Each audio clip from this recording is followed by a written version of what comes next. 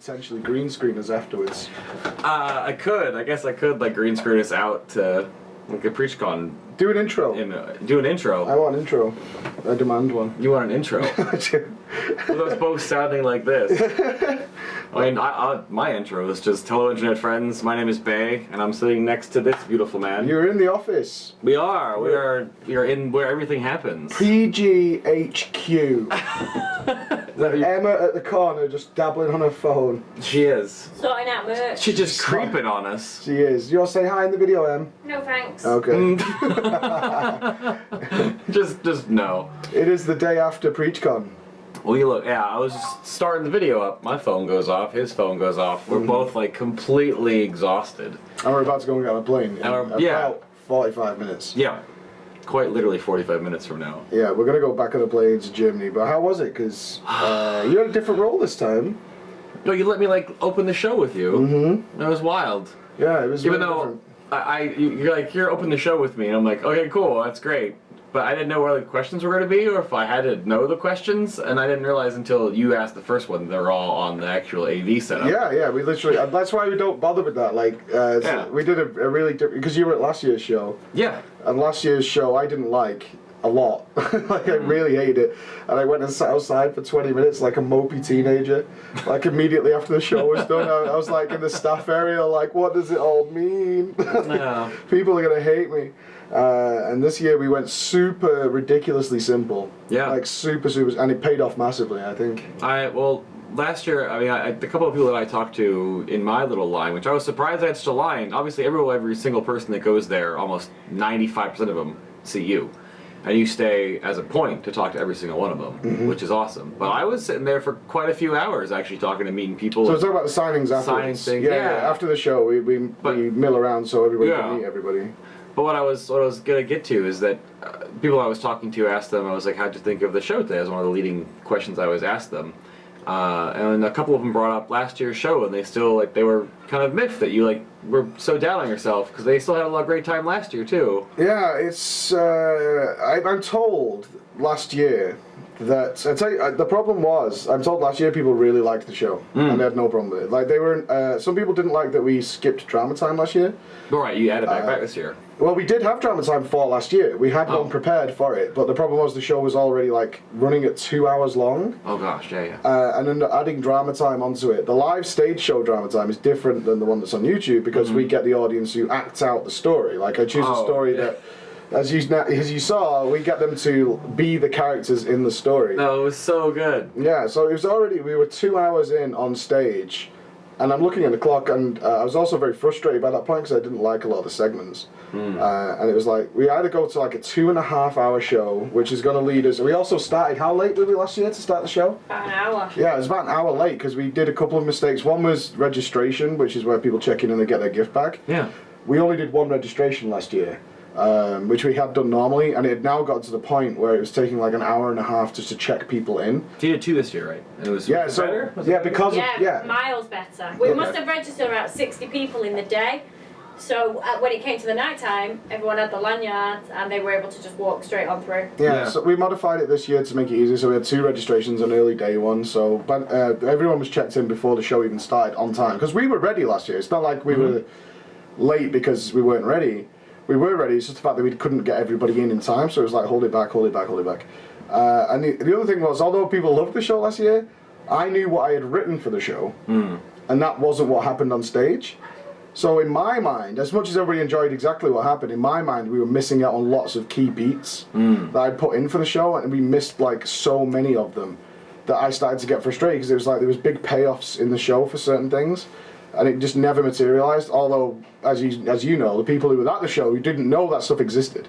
That's the thing, they don't know there's bits missing, they just get what's presented, right?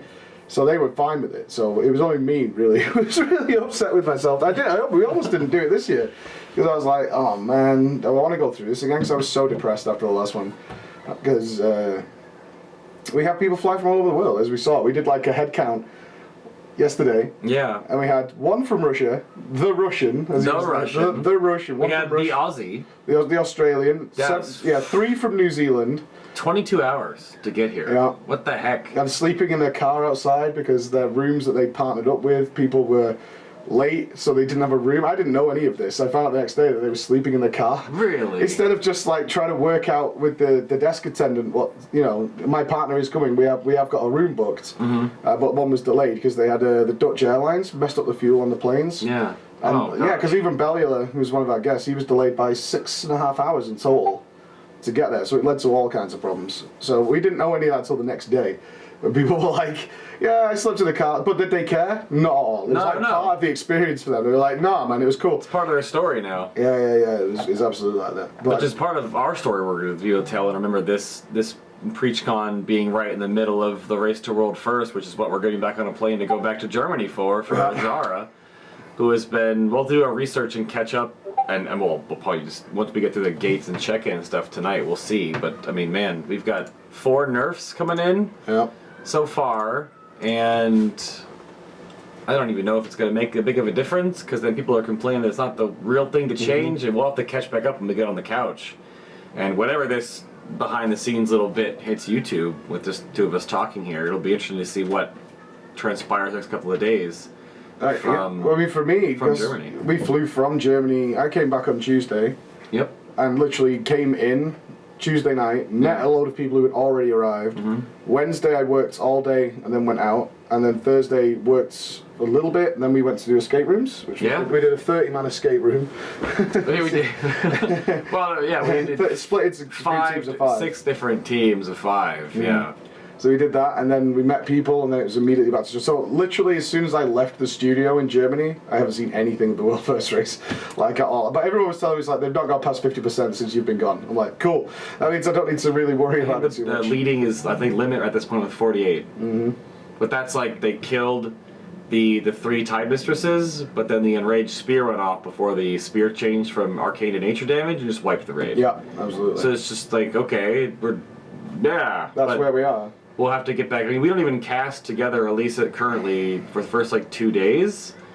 So we're both going to be relearning and getting back in touch with all the other casters that have been going for the last 3 days, sort of like pulling it through and keeping up with everything. But we're going to have to.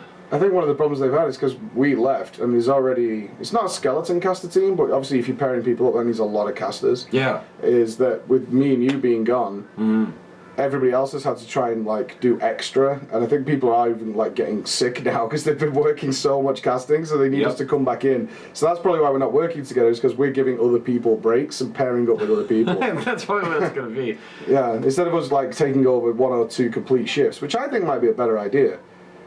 Is we literally take over, give them at least a big 6-hour window where nobody's working at all, and that should work out so everybody gets a big break. Which I might mention when we get there. Is like, is it not going to be better if me? If you can flip flop a couple things. Yeah, if me and you literally just give you these big windows, because we could go 6 hours straight, right? Oh, easily. Yeah, easily. We did 4 hours back at Red Bull earlier this year with nothing to cast. Exactly. So it was a train wreck to watch, but at least, I mean, I don't know how many people that you met yesterday, last night, today that kept telling us that like we're the reason why they're watching. Yeah. Which is so humbling, and I don't know how to respond to that because I'm awful with criticism and like praise. I hate praise. I can't, like, I don't know what to do with it. I had an argument with Noble last night at 3 a.m. oh, sure. Like, at 3 a.m. Noble comes up to me, he's like, you loved this show, right? It went really well. I'm like, yeah, I think I like this one. And I did. I did like this one as it came out. But it was definitely that response, like, yeah, I think so. And I'm always analysing it. He's like, no, it was great. It's like, there's the same thing I said in the video after the first time I casted the race. Is like, everyone was saying it was amazing and fantastic. I'm like, that's really nice, and I get it. But for me, it's like, I can't accept that. Because then you could let ego come in, right? And, and then you're losing your focus. Because we talked about this. It's like, our job is to make them better. It's not about me, it's not about you. It's not the Bay show, it's not the Preach show, it's the Race to the World First, and that's what we're presenting and trying to make that better. And I don't like, I'm like, where is the criticism? Because I can't make it better if you tell me it was great. Right. Yeah, just saying you were awesome, I'm like, I can't make it better based on that. And that's all the stuff I have to push away. Because I've seen people who do this, and they get all that praise, they have a really good show ever. The next time you see them, they walk in like they have a scepter, they have a fucking crown on, and they're like, move out the way, Sko, I'm coming in. It was, I mean, we're not going to name names, but 1 or 2 of the casters we were working with kind of had that feel. Yeah, a little bit. Even just at this event, and it's just kind of weird. But because you and I will have our moments and our bits, right? We'll have our props, and you have the fish mask, and we're in the highlight videos, and it's And we fun. have dry spots, because we have these Yeah. dry spots where nothing's happening. They have this Skype brain trust meeting. Yes. Like, there's only so many times we can Skype tell time. people that they're once again fixing weak auras or something like that. Yeah. And there's no one else really at this point right now that we can switch to, because that's what I would prefer. It's like we keep switching to different guilds. Like this, that's why my most enjoyable time has been early morning. Like 9 till 12, because the guys usually start about 11, is I get like 2 hours of GT on Hong, which I'm just like in love with. Like I can watch them all day. And they pull really fast, so there's like no break, because they know their strategy at this point. They're just pulling. Yeah. And then when we have Method on and Alpha, the other Chinese guild, I'm literally seeing 3 guilds like just cycling through them, and there's always something happening. That's really good. But then when daytime it's all Method, we do have these like big downsides. Because I know people are like, why is the fish head there? What an idiot! It's like that was 10 seconds of a 3-hour shot usually. Yeah, your longest fish head was like that monologue of 2 minutes. Yeah. I have a 3-hour section. I do like the NA Raider goggles for a few minutes, and you do the fish head, and then chat just either loves it or hates it. And it's just the. Would you rather just watch the couch cam of us talking about stuff we've already talked about? And I know like that there's a big analytic when you have so many people coming into chat, and when we hit like 50 to 60,000 concurrent people watching, every 7 to 10 minutes new people in the chat room. Yeah. They're just rotating through. So us like repeating things is good, but for us it's gonna start sounding really dry and awful after a while. Yeah, you try to stagger it and try and focus maybe on a slightly different thing and drop something else in. Like, we might focus on this thing, and then next time we're going to focus on this thing and mention the other thing so people are clear. But I always try and make sure they see on the UI that we're looking at. Yeah. Make sure they see what they're going at. But it's super fun. It's just, I love it, me. I absolutely love doing it. And I could just sit and watch these guys raid all day. That's why I'm there, right? And I'm hoping when we go back that it's not dry. That's my biggest fear, and I think probably yours, is that like, they've done these nerfs and we're still going to be looking at maybe like 300 more pulls up until reset of just to 50%. I haven't heard anything good yet. I heard like the leading is right now is at like 48%. Can you imagine? I mean, from my point of view, that's like horror. That's sheer horror. What I would prefer to happen, I don't know about you, is we go back and Method are still at 50%, but then you see the GT on Hongs are like, now they're at 46, and then we start getting that tension building. That would be real, because they have their reset now. China had their reset. Are they going to come out with some sort of Eastern strategy, which is what they do? That's what they do. They come up with these Eastern ideas that we don't even think of. They're going to like do some weird Azerite combinations and weird Essence combinations that we just aren't trying, and all of a sudden just like... I will hope that happens. It just like blows the comp. They come in with a weird comp. Yeah. Like, what the hell is this? Well, they're running a Resto Druid, and all this time, like, Method is like, no Resto Druids, nothing, no. Yeah, Kano shit all over them. Kano really did. He was like, Resto Druids are bench, bench, bench, bench, bench. And then we, especially for bosses like, in fact, this is what Kano said on the couch. I don't even remember this. He went, we looked at a Queen's Court pull with GT on Hong, and he said they're wiping, they're using a Resto Druid, they just don't have the damage. And the next day they killed it with that same setup, and I was like, that's the shit right there. Yeah. That is the shit. And I mean, this is the opening bit that I came up with on the first day on the couch over there, is that I was really expecting to see super different ploys and team comps and ideas from the Asian guilds. So I was really surprised at first when they were at that huge gulf, and we did have that one day off, and we just didn't really know. And then within that 2-day period, they had already caught back up to Zakul. Yep. And it was obviously they get to watch. Yeah, they get to watch and like see what everyone else did, but they're not like carbon copying the other strats. No, they're just switching them up. We saw the Outlaw Rogue and the different Shadow Priest usage, which was kind of a bit of limit strategy, it was a bit of method strategy, and then they twisted it again. Yeah. And the best thing was actually at PreachCon, we had some surprise attendees, not guests, attendees. Well, they're still guests, but I don't want to say they were people I invited. They weren't. But we had a member there from Club Camel. Yep. The guild infamous for their Unat kill, who was hilarious because we sent his raid leader a video because he was supposed to be in for Ashara progress. Yeah, he was at PreachCon. He'd flown over from America to be at the event. He was here. And it was funny. And so if anybody with Club Camel sees this, hello. And he was like desperate to try and get his GM and raid leader down. And then also we had a member of Sloopback's guild there from Future. Yep. He was also, I think, supposed to be on progress, and he'd come down to PreachCon as well. Missing 2 days. Yeah, I just said, was it worth it? It was like, oh yeah, it was so worth it. He was having a burger with me at the bar. Yeah, it's weird how it happens like that. It's like, oh yeah, I'm a member of Club Camel. I'm like, what? Yeah. Really? And then we talked about the whole Club Camel thing, and there was like they splashed in the Ret Pally and the Feral Druid when everyone was like, nah, garbage, and then they get world 9th. Yep. Warlock super high world rank. And they just showed everyone, because that was the point of contention that came up in the talking point of of these top guilds obviously prepare certain things, and obviously we saw that that Pieces prepared the Elemental Shaman strat, and Blizzard just shut that down immediately. Yeah, I mean, Method were also kind of planning around it. That's what Kana told us days ago. I mean, Blizzard knew this was going to happen because The Ankh trick. Yeah, they were going to use it twice. That's why they prepared Mini Shaman Kana. Mm-hmm. So they knew. Kana said, well, I'll be coming in for a Shara because what we do in the ads and I can do the Ankh trick. Yeah. And then Pieces went whole hog with that strategy, which seems to lost them almost an entire reset of gear because they invested so heavily into it, and then those shamans are essentially useless. Because they had 8 or 9. Like it still might pump though, but in last phase there was no way for them to get extra lava bursts. But in like the Mistress phase, there's 5 ads. Mm-hmm. Right? There's the Myrmidon, potentially 2, and then the 3 Tide Mistresses. They probably do really good damage there, but they're not going to use them for like the soak to 9 to die to Ankh and then just soak again. They can't do that anymore. I really think all bets are off, though. I keep going back to Club Camelot. It's something we've thought about for a while, is that we do watch these guilds do these mega meta comps. Yeah. And then very quickly after they win, or do something like that, some guild does it without doing that at all, and just literally having people be... And I think it's something that's coming more to the forefront now, is despite the mathematics of this class over this class and this class over this class, there are some exceptions, of course. There's some classes that just don't work. Some specs, I should say, just don't work. Like, you know. But then again, for the most part, it's like if people are really frigging awesome rep paladins, it's better to have them on a rep paladin than the more meta comp. Who was it from Method? Was it Zerwo?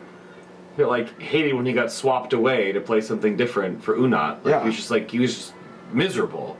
But it's it's Perfecto. Oh, Perfecto. Oh, that's right, because he plays melee and then he swapped to a He Warlock. swapped to a Warlock that he'd been using just for farm raids, so whereas DPS didn't matter, it was about, just goof around, really. That's what heroic splits are for these guys, is you'll have some mains in there that are going to be most of the carrying, and everyone else is kind of along for the ride to fill out the numbers. Yeah. And then they made him switch to a Warlock for Unat, and he's just like, I'm not comfortable on this, and certainly not in a scenario which is so dangerous as Mythic Unat is. I would rather, I could be put in a 10 times worse scenario on my rogue and survive because I'm so comfortable I can play that without even looking, Right. I'm not going to have to think about certain things. Whereas, in a really easy scenario to survive, I could die in my Warlock because I'm just not that comfortable, I'm not that quick with it, and my damage will definitely suffer because I'm like, what do I do here? You haven't experienced that scenario thousands of hours of times like Fabo has. Yeah. Where Fabo can be in a ridiculous, or Zerwo can be in a ridiculous situation on their Warlocks and just be like, I'm fine. But you put Perfecto on class he's uncomfortable with, despite being a fantastic player, and he won't survive because he's just not got that chain of events in his head pre-programmed into his muscle memory. Yeah. Which is what you have, is you might have something like teleport, Burning Rush, into Hellstone, into Shield, into turning Burning Rush off while maintaining DPS. That's a lot of things that have to happen quickly, whereas Perfecto might be like, right, I'm going to teleport, and then I need to Burning Rush over here. I need to remember to switch that off because I'm going to be burning. All these things, that's the slight difference. It might only be 2 or 3 seconds difference, but that's death in those kind of fights. Yeah, it's the little moment-to-moment things. It's even like when I play Enhancement now, and on Havoc, I just either I can blur or die, I guess. But on Enhancement, I have, if I want to swap into Ghost Wolf form to start stacking up the heal and the damage reduction in there to pop out to instantly heal myself, or to go back into Ghost Wolf, or to how to adjust to phases of encounters. So it's different how everyone adjusts to it, but that's what I've been interested to see. I wonder if it would be something that maybe Wowhead might put together, or someone in the community out there will look at team compositions once the actual nitty-gritty of the fight finally starts to see how different everything is. The tank meta is pretty set in stone right now, though. We haven't seen anything change there. No, tanking is almost purely down to raw stats, right? I mean, for the most part, they do the same job. They do them in slightly different ways, but plus, and as every tank will tell you, Brewmaster is really easy to play. Yeah. So you've got this really overpowered tank that's also really easy to play and has a ton of utility on top of it. So I mean, you're keeping Iron Skin Brew up. It's like, it's not the same as. You're just doing damage. It's not the same as even managing shield block for a prot warrior, which isn't hard, but it's something you have to consider more. It's like shield block, shield block, shield block into last stand, immediately back into shield. That's something you're managing. Where all the vice versa is keep Iron Skin Bruising.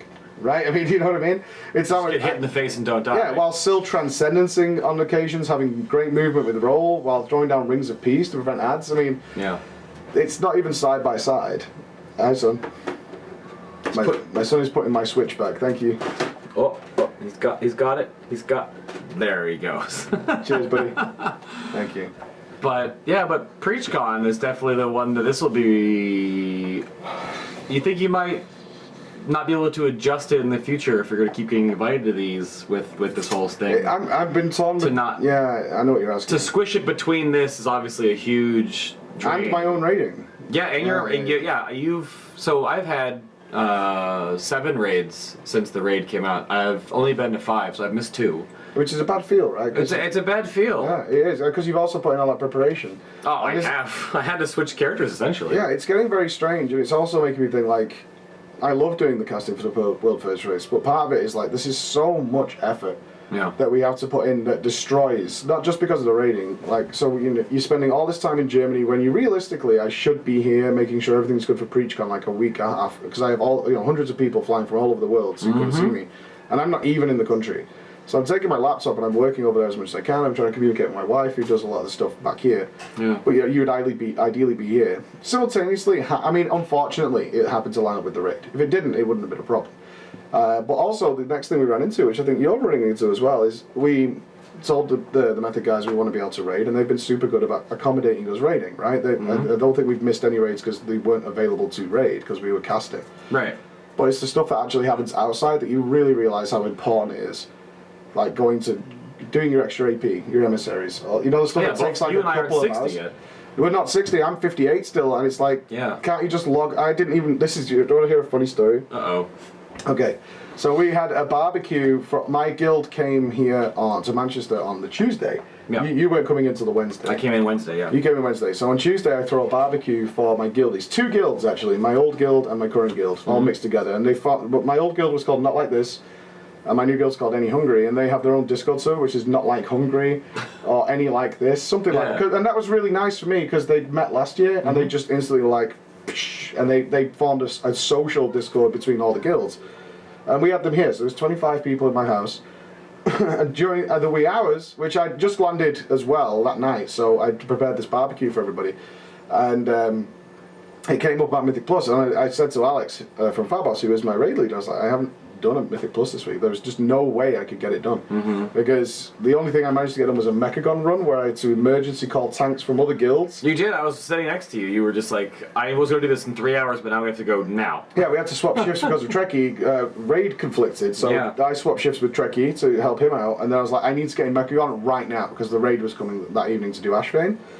And he was like, you've not done a Mythic Plus? I'm like, bro, I just don't have time when I'm over there to sit down for an hour and a half and do a Mythic Plus. I'm not joking, there's just no gap, because if we're not working, we're sleeping. Because that's how the shifts are, it's like there's little gaps. And so they went, we'll buy you a boost. You know, the boost for gold? Because we were all pretty drunk by this point. So Loz just said, I'm going to buy you a boost right now. And I was like, really? He was like, yeah, we'll buy you a boost. So you can literally just plant yourself in M Plus and go AFK. So I was like, no shit. So they contacted one of the Mythic Plus boost teams, which loads of people do it for gold. Sure. Which is fine by Blizzard, by the way. Blizzard's totally okay with it. This is not a weird thing. And they were like, Preach? They were like, yeah. They're like, yeah, Preach needs a boost. And they were like, no shit, yeah, we'll do it. Was that a 15 boost? It was. It gets so horrible. Oh, no. It really does. And if you're watching this, these guys who did this, we're so sorry, but we were really drunk. So, it was a plus 15 boost, 700,000 gold. Is how much it cost, which is nothing to the guild. They were fine with it. They were like, yeah, it's alright, we'll sort it out, it's good. So I get invited to the group, and I'm like, yo boys, I'm like, hey Preach, what's going on, dude? I'm like, we're at a party, and I really need this done before the reset, because our reset is on Wednesday. This was the last night to get this done, and we needed the resident. So they were like, what keys have we got? So they linked, they had like a 19 Snake Temple, 19 something else. I had a 15 Waycrest Manor. So they're like, can we use your key? I'm like, use whatever key you want, dude, I don't care. You know, I don't want you to finish it on time, just a depletion's fine, as long as I get the 15 done for the week, right? So they're like, okay, cool, we'll use your key. So we get inside, and they're like, alright, just start the key, and then you can go AFK and get back to the party, dude. So I was like, awesome. So we had all the guys outside. They started, so I left the room. I come back, and there's 16 wipes deep, and no boss is dead. I was like, boys? It's 15 Waycrest Tyrannical. Yeah. And they're full-manning it. It was unbelievably hard for those guys, and we're so sorry. So we were like, should we try and help? But we're like really drunk. It's like, is this a good idea? Should we try and help? And it's like, they're never going to kill the Heartsbane Triad. So they skipped Heartsbane Triad, went to the Soul Goliath, killed that. They did that eventually. Then they did the Gluttonous Butcher guy, the fat guy. Sure, the fat guy. And his health bar was moving so slowly that now there is a crowd of 7 Mythic Raiders, like top world players, just watching an AFK druid and a health bar going down, and they're all discussing strategies. They're like, how are they going to do the triad? Like, wait a minute, this is coming in, the boss is getting empowered. It's like, it doesn't do any damage. It's like, it's tyrannical, dude. It's got to do damage. So we're watching that, and then they killed that, and then they went to triad. At this point, there's 9 people around my desk, all just like not playing. I must have been asleep during this. You weren't here. It was at the barbecue. Oh, during the barbecue. Yeah, it was during the barbecue. So we had 9 people here who all ordered Domino's at this point because we had the barbecue like 7 hours before, and they were still here. So they'd all sat here with pizza, having beers, just crowded around all in this room. Yes, they were all here. Everybody was sat in this circle just watching my screens. They got to Heartsbane Triad, and they were cheering them on like a sports team. And we started sneaking the druid so we could see what they were doing as they were doing it. And they used Bloodlust, 2 combat reses, and still wiped. And we were like, oh my god, they got to like 20%. I mean, it was so engaging. And then we came down and said, oh, this one, do you guys need some help? And they're like, just help us with the triad. It's fine, then you can go again. And I was like, all right. Dude, the Heartsbane Triad, I did, that's actually funny, you did a Way Crest for that last reset, because so did I. And I did a 15, the Tyrannical Way Crest manner, because we were searching for branches. And no, that was rough. We actually got to it, we just spawned right in there and ran out all the stuff, and it wasn't a big deal getting to it. But we immediately wiped, like the second rotation, the middle witch like blew up on us, 20% health, so much health. So we actually just like, all right, we went to a different boss and did that and came back with Lust again, and we wiped again. And went to a different boss and then came back to the Heartsbane Triad scales so ridiculously. And they were 4-manning it. Yeah, that's hard. Yeah, full 5-man. So I had a full 5. And I can't even imagine a 4-man. Oh, it was tough. So I came in and I popped as hard as I could in my drunken state. Was doing, I don't know, not great damage compared to these guys who were like trucked out for Mythic Plus. They had they'd done everything. I was still in like Benthic gear. Yeah. So I popped off as much as I could, and they got it down. And they're like, thank you. Then go AFK. I think there was like 30 deaths at that point. Yeah, those guys were heroes. You really were. But to have the entire guild like sat here going, go on, get now, it done. Here's the question though: did the box that you paid for, was it worth it? No, no, it wasn't worth it at all. And this is what Loz said next day. He just went unlook. So I got something that wasn't an upgrade out of the box. Of course. And I went and bought my. There's no good chest piece for balance in the raid. So we have to use all our residue on trying to get the one good chest piece that comes from the dungeons. So yeah, we have to cycle through like I think there's 9 or something chests, and we're hoping for the one. And I got a chest that is 15 item levels higher than the one I had, and is a 1,000 DPS downgrade on the one I already have, which is from the BOD raid. So I just texted Loz. I was like, yeah, unlook. Max unlook. He's like, but you got the residue at least. Oh, I got 10k back. I think it's what 40k to try. Something like that. Yeah. But it was kind of funny because I'd never ever experienced these boosts before. You know, you see them advertised all the time. Yeah. These boosts for gold. Do they normally do like 15s though? We asked for 15 for the big residum. Okay. Yeah, so you pay. Yeah. I mean, I didn't organize it. I'll be honest. I just sat there and they were like, "Yeah, you're getting a boost now." I was like, "No shit, really? This is crazy." And it was funny. The guys were laughing. Like they weren't salty. Yeah. The players who did it. It was very interesting. It was a weird experience actually. That's fun. Yeah, see a big spider. There is a big spider. I saw that. Dude. He's chilling under there. You can live there, dude. Yeah. I don't care about spiders. But this is obviously the first time, because that's what Emma was wondering. I never came into the where it all happens. So I'm seeing the magic, and obviously you're not going to see it on this. You're just seeing the green screen normally. But this is a wild setup, though. But it's fun to see where all the magic happens. I love the setup, but it has one big problem, which you pointed out straight away.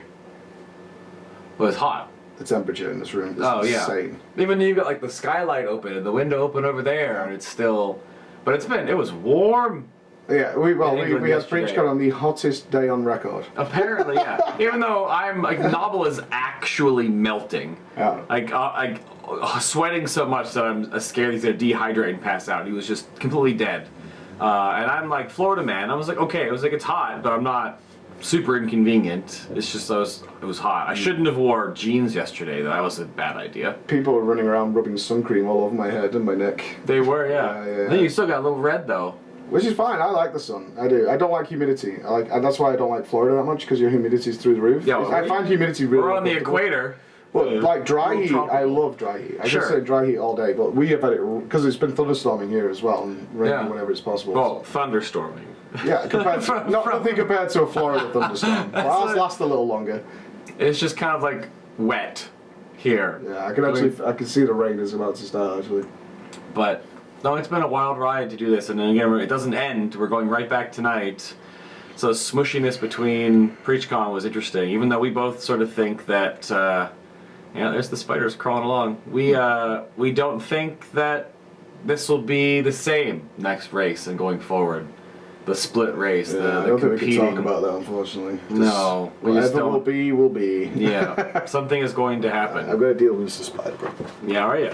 Yeah. I just don't want him like making friends while I'm away because we're not gonna be here for a week. It's Like, if true. there's one lonesome little spider, I don't mind, but if there's another one, they might make a little. I don't want to go back to a spider nest. In your Yeah, it's- even though your cable management is actually pretty good down there. yeah. It's not bad. No, I spend a good while trying This to get my room cables is as so good as wired. possible.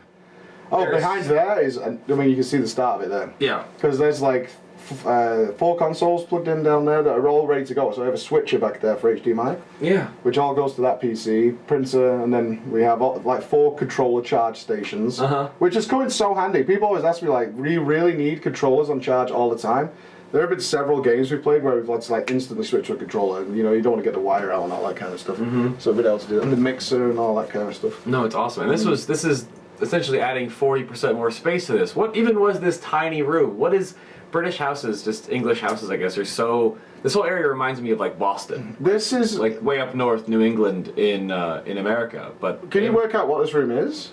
what it should have been? Or what it? Yeah. Well, no, actually. It's like a breezeway because there's a freaking door right there. Alright, so I don't know what breezeway is, but this is the actual outer wall of the building. Yeah. So yeah, they just stuck this to the side, right? Yeah. So they stuck this extra building on the side. Now you can see it's actually falling It's down. like an in-law suite. Yeah, you see the I guess. cracks? Yeah, I do. Well, Right, when so it's settled. it's- Yeah. they haven't weighted it or done the foundation properly underneath us. Can this fall on you? No, we ended up having to have it checked because it's pulling against the side of the house. Yeah. And pulling it that way, like Oh, towards. So gosh. you actually, it's hard to tell now because we had it carpeted, but this room is on a complete slant. It is. I can sort of see. Yeah, you can see it the door. Yeah, you can see it at the door. The room's actually slanted downhill. So when we had a wooden No one can see this, but it's funny. Yeah, but when we had a wooden floor, Yeah. while you were streaming, you would literally roll towards the desk and be pushed in. It was really bad for cameras because the tripods were all wonky all the They were time. always a little they were off. never straight. And it made it really frustrating to put things on the wall, like that shelf. So we have a shelf with VR stuff on it. Yeah. But that shelf has to be at an angle, otherwise it doesn't look right, even if I put it up straight. So I do all the DIY in my home, like everything you see here, all the wiring and stuff like that. I've done it all myself. The TV screen, the holders and things. Yeah. But when I put things on straight, which I really care about, like I want it to be pristine, it actually looks wrong. So I have to intentionally do it wrong so it looks correct. Oh no. Yeah, it's really iffy. It's just the angle of the room is a little off. Yeah, so we got a guy out and they were like, we might have to tear it down, in which case we would have had to move because there's nowhere for me to do this in the house. Oh no. Yeah, I used to have the 2 rooms upstairs before we had kids, but that's obviously the kids' bedrooms now. But then the guy came and went, it's actually stopped moving. Like it has sunk, but it's sunk as far as it's So going it's to go, settled, and it's yeah. fine. And it's fine Yeah. now. It's not a problem. So we got really lucky there because I didn't want to move. I like this. I like Yeah. where I live. Next time, if you ever do a vacation again back to my neck of the woods, I'll have to show you the difference in what this studio looks like compared to my new one that's set up. Because it's just going to have my whole desk in one middle of the room and then just have a walkway all around it and then just all the soundproofing where the light's going to like hit on the walls and just float there and Well, we both like having things nice. yeah. Whereas then you go to other places like certainly Los and Alex's, it's just chaos. Oh, I can't even imagine. Yeah, Have you it's seen just their chaos. setup? I've seen pictures of it. I haven't been to the house. Oh, I've been gosh. invited many times, but I'm never down. They live in London, so I'm never really that close to them. Sure. I wanted to go actually this week, and my plan was to fly back from Germany to London so I could go to their house and then come back up here. But I know they just have it like as. it's always weird when you see like different content creators and Yeah. and their bells is all like set up like really nice like ours, as much as you can get it. So it's super convenient, super efficient. You get Yeah. that. And then you go to other places, it's like, well, I have a camera kind of. I mean, even my camera is fixed to the wall. It's perfect place. So because I don't want a tripod behind there. No, yeah. Yeah, so I It's used bolted to the wall. Yeah, it's actually. bolted to the wall, so it doesn't. So I don't have to deal with a tripod. My microphone is actually attached to a floating shelf, so that I can Shelf. bang the desk without it causing any friction or vibration or anything like that. Because Yeah. I get bangy. You And get bangy. Yeah, and it used to shake the camera, which it no longer does because it's on the wall. You Yeah. know. Yeah, it's good. As long as this part of the house doesn't fall away. I think we need to get cleaned up because we're leaving. We probably shortly. should get cleaned up and get leaving, yeah. This is the thing that happens with you and I when we start talking. I was like, we'll sit down and talk for like, I don't know, 15-minute little YouTube video, and this is like 30 plus minutes of raw footage. Exactly. But You Mike can and I check have it. to get going. This will be in some form. Maybe I'll get this video up first because it's more like poignant right now versus the other stuff I've done it. Let's do a prediction then before we get on the... Because A we're going to be in Germany within the next like 4 hours. Yeah, so we'll be over the weekend and stuff. I mean, I think both of you, though, our predictions, I guess, unanimous. We're both hoping for JTH. Yeah, I'm a big JTH fan right now. I know we're casting for Method and all that, but I want to put my flag next to JTH. I want them to stake their claim, and next time we have a triple race that really matters between all these continents coming together. Because we're really hoping for a global release to happen at some point. It would almost hopefully force it in a way, and it would shine a light onto the other realms being really that committed. And if they can be that committed in a 2-day delay, then how can Blizzard not? Because if they do something with like patching the game or localization, they can just do all that in the front end and then just delay the patch another week and then just have it all come out at the same time. Yeah, we were talking about this because they've done these hot fixes, and you were saying, well, so in some ways it's unfair because some guild, like they're getting their reset, was it today? Or yesterday? Yeah. And they're going to start their brand new reset with the hotfix, right? Which gives them some sort of advantage. But the problem isn't the hotfix, that needs to be deployed, it needs to be deployed evenly. Yeah. It's actually the staggered start that's the problem. Right? If everyone started at the same time, then the hotfix goes out at the same time as best as possible. It'll always be bad for some time zone. That's just the nature of a global race. Yeah. But it's certainly not days delayed, right? It's a much better system. So they need. I don't think they needs a strong work 'cause it's such a small community. But I think it's a small community that really attracts a lot of attention. Like sponsors, the real best of the best in certain teams attract a lot of eyeballs. And everybody, I think, wants a global release. Because what China doesn't want to do is win. It's like, you had advantages, you had this, or you don't want, like, when the Americans win, if Limit win, it's like, but you got an extra day with new gear, where Method was stuck with their old gear for a day. I don't want that discussion. You just want a winner. You just want a winner. Yeah. Yeah. So we'll see. We'll see what happens next couple of days. As we're currently recording this before we head off, Ajara has been nerfed a handful of times with like the debuff timing and the enrage timing changes for phase 3 and the spell school of charged spear and all this stuff. Mike hasn't seen any of this. I've been keeping up a little bit, so we're like actually go research in the airport to sort of catch up. And when we get back into Take, we'll have to ask the guys that have been casting, like, what's been the good thing? How's the PreachCon mode? How's the morale? Back into casting mode. Back into casting mode. You've got to make sure your voice comes back, and I don't lose hopefully mine. I'll find something. I'm not surprised. There was a lot of shouting last night. It was a little bit, but my dedication is to PreachCon. yeah, of course. Yeah. But that's it for this. I don't know how we're gonna sign this off in some way. Yeah. Easy as that. I gotta go get a wash. Yeah.